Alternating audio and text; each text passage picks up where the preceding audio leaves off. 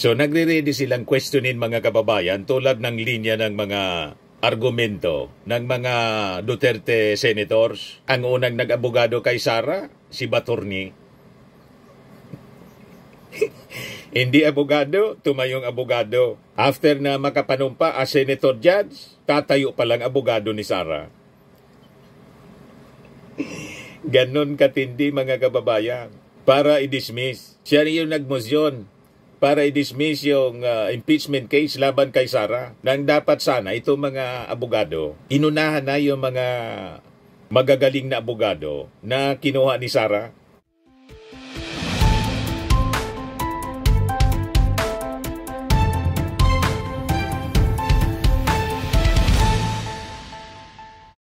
Hello po mga kababayan, si Dante Maravillas po, Bicolano vlogger, broadcaster, journalist from Albay. Kamusta kamo mga manoy, mga manay, mga tugang, mga kababayan natin sa buong mundo? So pag-usapan natin ito mga nagbabagang balita sa ngayon kasi ni-reveal na po kung sino-sino yung magiging tagapagtanggol ng mga abogado ni Sara Duterte. So madaling sabi, tuloy na ang impeachment trial. Sabi nga dito sa headline ng politico.com.ph, impeachment trial mode activated. Sara Duterte's defense lawyers report for court duty.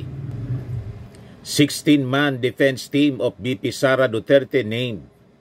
Guanzon left out of legal reps. Sige man sanan sawong-sawong niya, ni Attorney Rowena Guanzon, dating COMELEC commissioner. Gusto din magkisaw-saw mga kababayan si Guanzon. Gusto nga sabi, maging spokesperson ni Sara Duterte. Hindi man pinapansin po. Si Atty. Guanzon, dilawan yun. Sa bagay, hybrid dilawan yung mga Duterte at pare-parehas ang kanilang mindset. Di ba po? So ito ngayon yung mga balita sa lahat ng mga national dailies. Members of BP Defense Team Baird. Sabi sa balita headlines ng Manila Times, trial will go on with or without Sara, sabi ni Chis Escudero. So makikita natin napakaraming mga abogado si Sara Duterte. 16-man defense team as against the prosecutors, House panel prosecutors po. 11-man defense, hindi defense, prosecution team. Bakit niya Mr. Maravillas parang napakarami? 16 sila as against 11. Napakahirap kasi mga kababayan. Kailangan magtulong-tulong yung mga pinakang magagaling na abogado. Kasi napakahirap ipagtanggol ang kasinungalingan.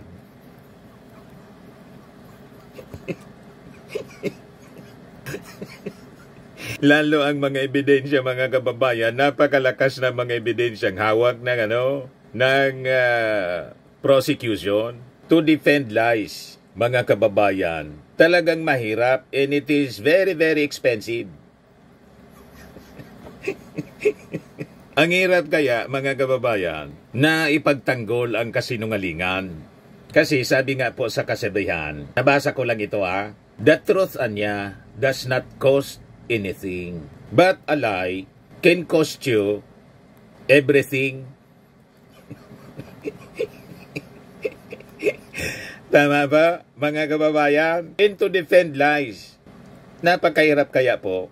Napakahirap i-defend yung kasinungalingan. Kaya kailangan ni Sara ng pinakang magagaling na mga abogado. Anyway, ibigay ko muna sa inyo kung sino-sino ba sila, mga kababayan. The battery of lawyers. Yan po sabi dito sa Billionaire News. Vice President Sara Duterte on Monday, kahapon, officially mobilized a powerhouse. Matindi po ang description. Powerhouse. Legal team to defend her in the impending Senate impeachment trial with the law firm Fortun, Narbasa, and Salazar filing a document titled Appearance ad cautelam before the Senate. Ang ibig sabihin ng ad cautelam, mga kababayan, Latin kasi siya. That's the usual, mga ginagamit na mga terms ng mga abogado. Latin.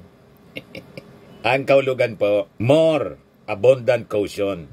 So, maingat. Caution. magiging maingat talaga po dapat sila kasi napakahirap nga po na ipagtanggol. Lalo yung mga ebidensya po. Yung pagbabanta, yung ebidensya galing sa bibig mismo ni Sara. Article 1. Yung Article 2, yung paggamit ng confidential fund na yung mga beneficiaries, mga chichiria, yung acknowledgement receipt na finorward mga kababayan sa Congress during the congressional investigation, galing din kay Sara. Ibinigay mga kababayan ng mismong mga staff ni Sara Duterte. Kaya kailangan talaga ng napakagagaling na mga abogado. 16-man defense team as against mga kababayan sa 11 member ng prosecution team. Kasi nga po, napakahirap talaga i-defend yung kasinungalingan. Very expensive siya. Kaya kumuha mga kababayan ng pinakang magagaling na abogado sa ating bansa. Kahit yung si Digong po, sa ICC case, si Nicholas Kaufman. Pinakang magaling din na abogado. Kayang-kaya magbayad po ng pamilya Duterte. Kaya malamang mga kababayan, madrain yung mga tinatago-tago nila. Yung mga tinatago-tago nila sa bangko, madrain. Kasi hindi basta-basta po ang mga abogado na kinuha po ni Sara Duterte. Yang ganyang kalibre ng mga abogado, expensive po siya. Mahal ang singil. So sabi dito, the filing received by the Office of the Senate Secretary noted that while the lawyers are appearing on Duterte's behalf, they are reserving the right to raise jurisdictional or procedural objection as the trial progresses. So nagre-ready silang questionin mga kababayan tulad ng linya ng mga argumento ng mga Duterte senators. Ang unang nag-abogado kay Sara, si Baturni. Hindi abogado, tumayong abogado. After na makapanumpa as senator judge, tatayo pa lang abogado ni Sara. Ganon katindi mga kababayan. Para i-dismiss. Siya yung nagmosyon para i-dismiss yung impeachment case laban kay Sara. Nang dapat sana itong mga abogado, inunahan na yung mga magagaling na abogado na kinuha ni Sara. And sabi rito, pati parte ng kanilang questionin yung jurisdiction, pati procedure. May jurisdiction ba yung 20th Congress? Madaling sabi. Parte yun sa questionin, pati yung procedure. Mga kababayan ng pag-file, submit ng impeachment case, articles of impeachment sa Senado, malinaw pong delaying tactics ang mangyayari para abutin ng 3 years ang trial. Nakita ninyo mga kababayan? So dito ninyo, mahahalata talaga that the camp of Sara Duterte gagawin talagang lahat para unang objective, hindi matuloy ang impeachment trial. Yan they are reserving the right to raise jurisdictional or procedural objection as the trial progresses. Sino-sino ang mga nasa lista ng defense team ni Sara Duterte? Ayan po sila. Forton Narbasa in Salazar, law firm. Philip Sigrid Forton, Gregorio Narbasa II, Sheila Sison, Carlo Joaquin Narbasa, Roberto Batombacal, Justin Nicole Gular, Lyndon Miguel Baquel, David Ronel Gola D7, Maria Selena Golda Fortun, Clarlene Rado, Francisca Marie Flores, Miguel Carlos Fernandez, kasama pa yung dati niyang spokesperson sa DepEd, Michael Wesley Pua, Reynold Monsayak, Mark Vinluan, and Ralph Bodota. Matindi mga kababayan. Sabi dito sa report ng Bilyonaryo News, notably absent from the roster is former COMELEC Commissioner Rowena Guanzon, a vocal supporter of BP Sara, who was previously rumored to be part of her communications or legal team.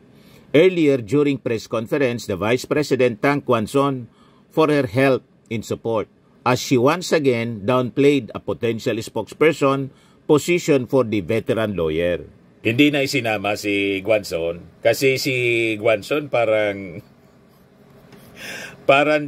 ding ewan mga kababayan. Parang si Atty. Harry Roque, assuming nag-volunteer mga kababayan na maging legal counsel ni Digong, hindi man kinuha ni Sara.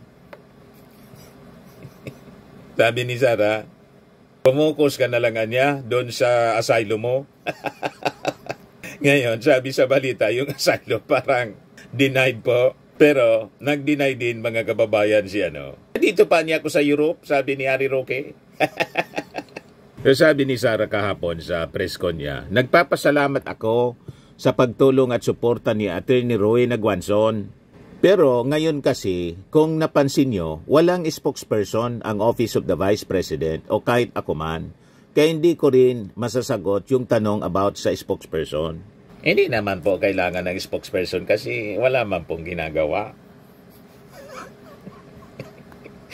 Kayang-kaya na niya yan na maging spokesperson siya ng kanyang sarili. Siya na mismo. Kasi ano man ang walang pangangailangan, wala man ginagawa, busy-busy sa mga kaso. Kaso ng kanyang tatay sa ICC, busy-busy siya. Pagkatapos, yung mga kaso niyang kinakaharap dito sa Pilipinas mismo, ito lang na impeachment case niya, talagang ubos ang kanyang panahon para defend yung kanyang sarili. Sa pakikipag-usap pa lang sa mga abogado niya, ang daming abogado, wala na pong panahon si Sara para maglingkod sa ating mga mamamayang Pilipino. Nakita ninyo, nangangayat na po si Sara Duterte. Ay sora po ni Sara. Pumayat. At kahit mag-make up pa siya, alatang-alatang hindi na makatulog dahil sa mga pinasok niyang problema. Parang si Harry Roque po. Nangayayat si Harry Roque. Hindi na makatulog. Wala na Patapon na si mga kababayan yung buhay niya Atty. Harry Roque. Lahat ito kagagawa nila dahil sa kanilang pagmamalabis mga kababayan. So sabi dito, as of 5:03 p.m. kahapon po, the Senate Impeachment Court through the Secretary of the Senate acting as Clerk of Court received the appearance ad cautilam from the law firm of Fortun Narbasa in Salazar to appear in act as counsel for Vice President Sara Duterte dated June 16, 2025. Sabi po ng korte or impeachment court. Sa sulat, the lawyer said, they respectfully entered their appearance as counsel for Vice President Duterte without prejudice to any jurisdictional or other objections that she may have in this case. Yung House of Representatives na siyang magpo-prosecute ng kaso, impeachment case, was also furnished a copy of the entry of appearance, but a handwritten note on the document read, it was refused to receive by the House. The House of Representatives was indicated in page 3 to have been copy furnished as well today at 3:42 p.m. but has a note, tender copy refused to receive, the impeachment court said. So ito, mga kababayan, na pag-enter ng mga magiging abogado ni Sara, ginawa after yung impeachment court po, mag-issue ng summon sa Vice Presidente. Kasabay ng pag-remand, yun nga yung kini-question ng mga legal experts po. Sinamon mo anya, pagkatapos yung articles of impeachment, binalik mo sa Congress. Bakit anya ganon? Kontra-kontra. Yung mga aksyon, mga kababayan na ginagawa ng Senado. Sabi dito sa amin, ribong na balanak, confused. Confusing actions. Nakakalito, sabi nga ni House Prosecutor Jinky Luistro. Kaya niya, gusto naming linawin. Kasi nakakalito. Talagang sinadya nilang lituhin. Lituhin kayo, pati yung ating mga mamamayang Filipino. Yung mga, sabi nga, mga puzzle, ginibong dipisil ni Chis Escudero. Pakinggan ninyo itong interview mga kababayan kay dating Chief Justice Ricardo Pono. Interview ito ng DZMN. Ito pa. Pinakahuling pahayag po ng Senate President, ang sinasabi niya, walang limitasyon sa kung anong pwedeng pagdesisyonan ng Senate Impeachment Court. Yung pong Senate Impeachment Court ay may tinatawag tayong primary jurisdiction. In other words, yung Senate Impeachment Court should be given all the leeway to make its orders and resolutions. Dahil sila ang may primary jurisdiction dyan eh. Opo. Pero kapag ang mga orders, resolutions nila ay kumukontra sa ating saligang batas, yung mga orders and resolutions na yan ay maaaring questionin sa ating Korte Suprema. Dahil ang ating Korte Suprema ang mayroon namang ultimate jurisdiction sa mga issue kung yung mga action ng mga government agencies, officials ay kontra sa ating konstitusyon. Opo. Ganun po ang division yan. So as far as PhilConsa is concerned, Justice, meron bang paglabag o pagsobra sa kapangyarihan na ginawa ng impeachment court? Ay inisa-isa po namin yun sa ginawa naming statement. At ganun nga ang naging konklusyon ng aming pag-aaral na yung order to remand o to return to the House ay kontra sa ating saligang batas. Sinalaula po yung ating konstitusyon ng Senado. Chief Justice ang nagsasabi. Na dating Chief Justice. Nakita natin, hindi lang sa Pilipinas, kundi sa Estados Unidos. At wala rin yan sa Senate Rules of Impeachment. Opo, and it's not as if PhilConsa lang po ang nagbanggit noon. Marami pa, may retired Justice Carpio, may grupo ng mga profesor ng UP College mga of Law. dean. Merong grupo ng profesor sa iba pang mga paaralan. Ang dami po, hindi lang isa ang nagsasabi na, uy, Senate Impeachment Court, mukhang may sobra kayo sa ginawa ninyo, mukhang ano na kayo, labag na sa batas ang ginagawa ninyo. And yet, the Senate President chooses to defend this position. Ang sinasabi niya, Justice, kung may problema kayo sa ginawa namin, do you go to the Supreme Court? Delaying tactics po ang ginagawa? That can be done. Pero dapat balansehin tinong mga gustong pumunta kaagad sa Korte Suprema. Ang ating Supreme Court, yan ang court of last resort kung may violation ng Constitution. Ngunit ang isang... So sabi ng mga analyst, talagang purposely, yun ang sinasabi, dalinan niya ninyo sa Supreme Court, yan ang challenge ni Chis Escudero. Kaya kinokosyo ni Chief Justice, dating Chief Justice Ricardo Pono, na immediately i-refer sa Supreme Court o dalhin ang kaso sa Supreme Court. Kasi lalo niyang madidilay yan. Pabor yon doon sa mga grupo ng agenda, i-delay ng i-delay ang impeachment trial laban kay Sara Duterte. Kasi nga po, tingin nila, yan ang game plan ng kampo ng mga Duterte para ubusin yung panahon na hindi maipresent yung mga ebidensya sa impeachment trial. Kasi nga po, pag nailatag yung mga ebidensya, sa lakas ng mga ebidensya po, mahihirapan yung mga senator na i-acquit si Sara.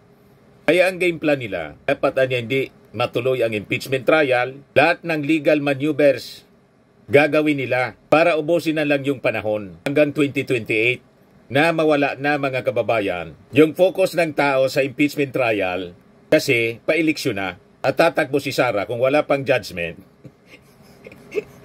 sa pagkapangulo. At pag pangulo na si Sara, halimbawa manalo, kung manalo, wala na tong wala nang kaso. Yan ang analysis po ng mga legal experts. You see, ituloy natin yung interview ni Alvin El Chico kay dating Chief Justice Ricardo Pono.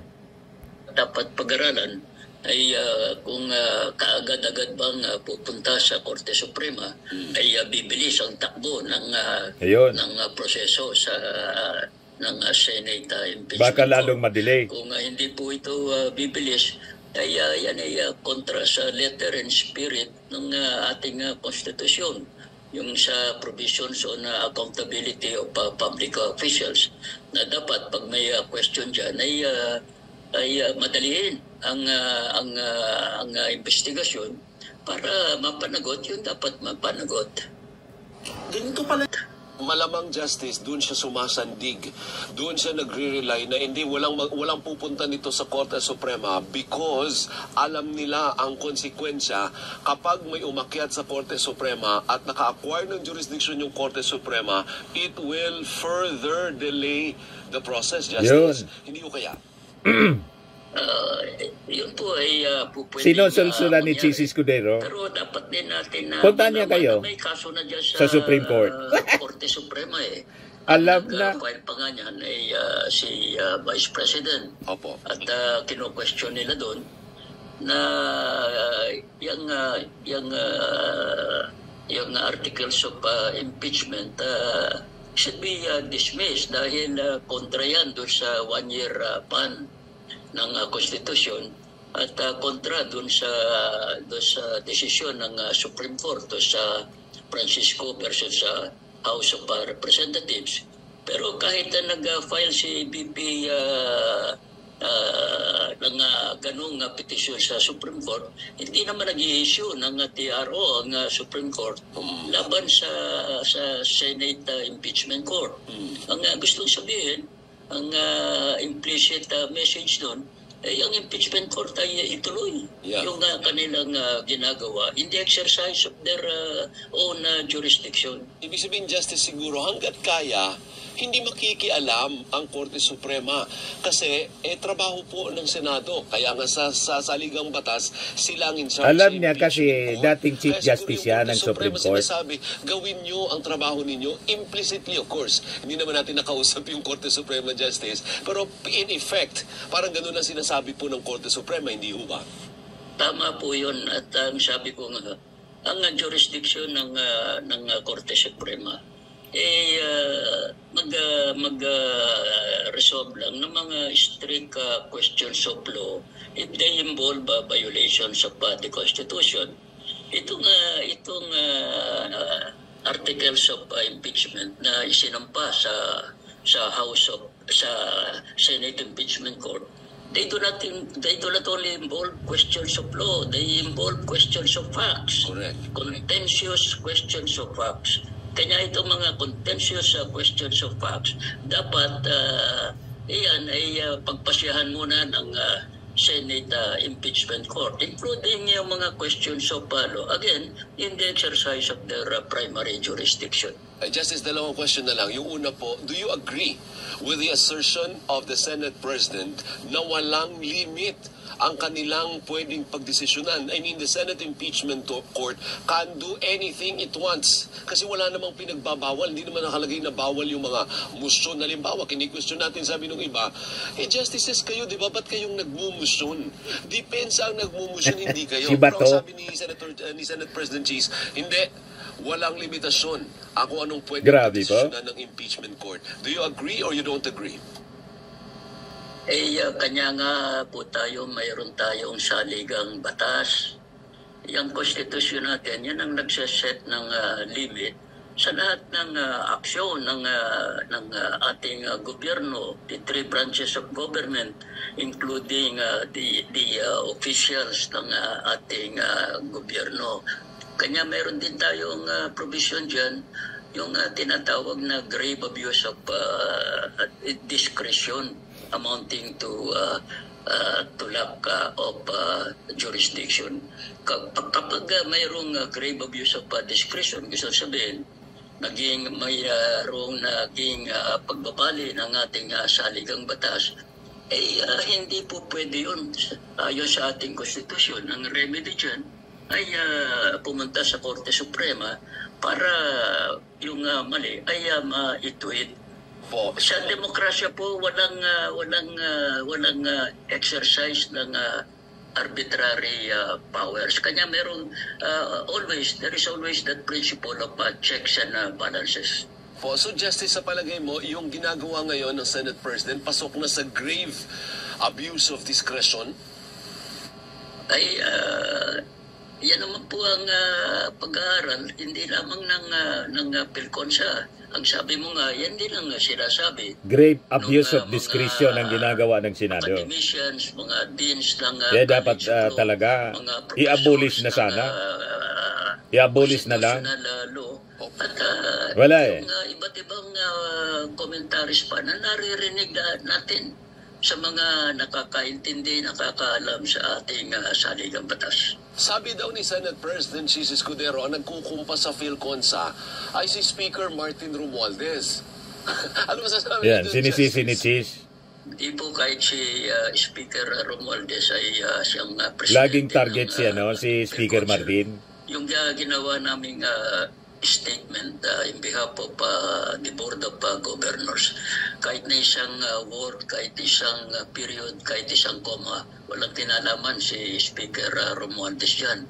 Ang totoo, kung ating babasahin yung mga naging reaction niya, itong mga nakaraang araw ay parang salungat yung naging posisyon ng House sa posisyon ng PhilConsa.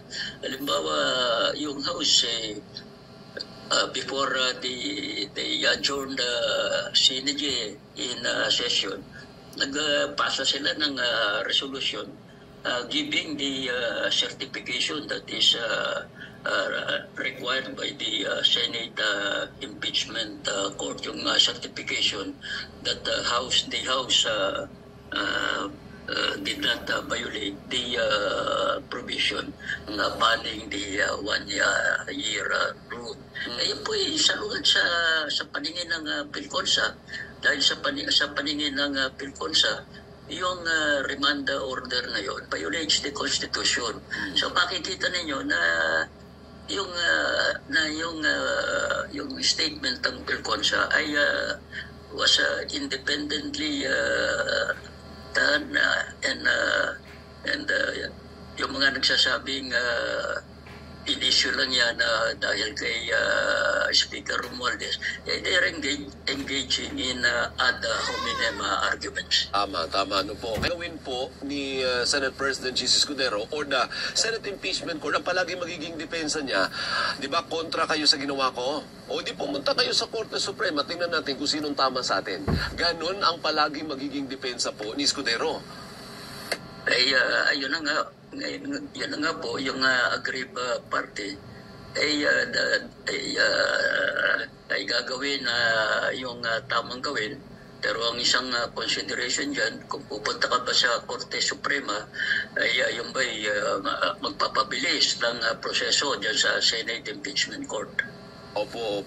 So pinag-aralang mabuti mga kababayan kasi baka pumunta sa Supreme Court, imbis mapabilis, lalong na-delay, masaya niyan yung kampo ni Sara. Di ba po mga kababayan? Kasi yung game plan nga, sabi natin, is to delay. Then, baka sakali, lumusot yung dismissal po ng kaso. Yun mga kababayan ang objective. Without the benefit of trial. Yun ang gusto nila. Kaya po, nag-hire na ng battery of lawyers si Sara Duterte. Pinakang magagaling na mga abogado. Pero sabi sa post ng isang netizen, si Ashley Garbin, mga bigatin ang mga abogado ni Inday Sara, abogado di Campanilla. Sila din ang humawak sa ampatuan case, pero sa bandang huli nakulong pa rin ang kliyente nila. Sa madaling sabi, kahit kunin mo pa lahat ang magagaling na abogado, kung mabigat ang ebidensya laban sa'yo, mako-convict ka pa rin. Correct. Yun na nangyari po kay Ampatuan. Yung sa Maguindanao Massacre po, kulong pa rin. Anyway, yan po yung mga latest na balita ngayon. Abangan na lang natin ang mga susunod na kabanata ng kwentong ito. O ngayon, may bago po kaming product pala na binibenta. Yan po. Amazing pure organic barley. Powdered drink mix from Australia. Yan po, mga kababayan. I am worldwide.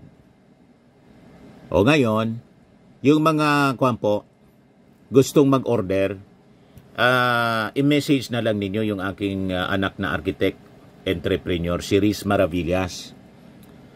Yan po. Ang mga health benefits niya, nitong barley po, nagbo-boost ng immunity, improves digestion, enhances energy levels, packed with antioxidants, and prevents cancer po. Yan o. Si Maritoni Fernandez, nakaligtas mga kababayan, cancer-free na siya.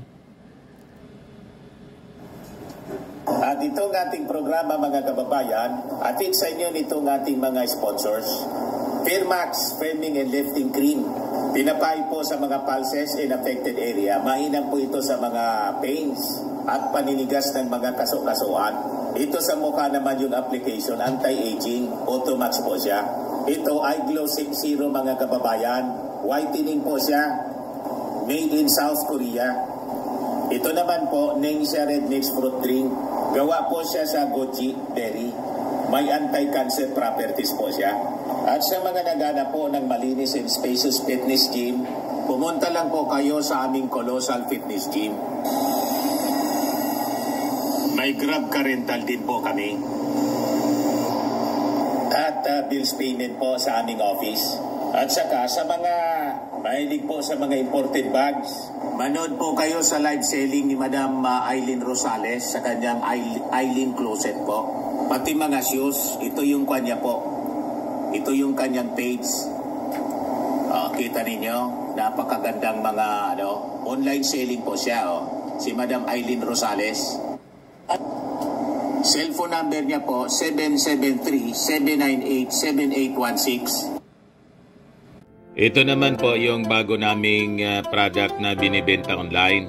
Eye Glow Serum, whitening po siya. Tingnan ninyo yung epekto sa aking anak na architect before and now. Yung mga inquiries po ninyo, dumiretso na lang kayo sa kanyang Facebook account, Riz Maravillas.